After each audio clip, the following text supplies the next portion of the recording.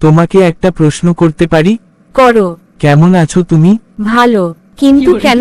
তোমার কি ধারণা তোমাকে না পেয়ে আমি অনেক কষ্টে আছি? না, তোমাকে নিয়ে আমার সে রকম কোনো ধারণা নেই। তাহলে কেন বলছো আমি কেমন আছি? অনেকদিন পর দেখা, তাই বললাম কেমন আছো। তা বলাটাও কি আমার অপরাধ?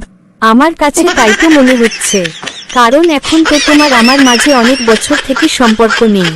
সেইখানে একটা মেয়েকে এভাবে বলা ভালো দেখায় না। ভালো আছো কি না জানতে চেয়েছি। সেটাও যদি ভালো না দেখায়, তাহলে তোমাদের মতো মেয়েদের কাছে কোনো ছেলে ভালো কিছু আশা করতে পারে না। আর আমি তো তোমার অনুমতি নিয়ে তোমাকে প্রশ্ন করেছি। আমি তো তোমাকে প্রথমে চিনতে পারিনি, এজন্য বলেছি প্রশ্ন করো। আমাকে প্রথমে তুমি চিনতে পারো নাই, এজন্য আমি ভালো না। আর তুমি কারণ ছাড়া আমাকে কষ্ট দিয়ে ভুলে গেলে। তবু আজও আমি তোমাকে খারাপ বলতে পারছি না। এই হলো মনে হয় ছেলে মেয়েদের মধ্যে বড় ব্যবধান। ছেলেরা অতি সহজে যা মেনে নিতে পারে, মেয়েরা অতি সহজে তা কখনো মেনে নিতে পারে না।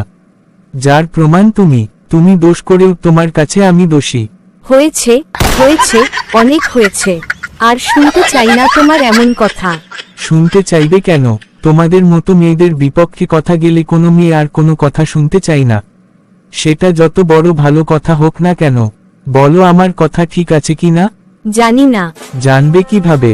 জানার কথা না তো তোমাদের। তবু আমি চাই তুমি ভালো থাকো। আর কখনো তোমার সাথে কথা বলার চেষ্টা করব না তোমাকে কষ্ট দিয়ে।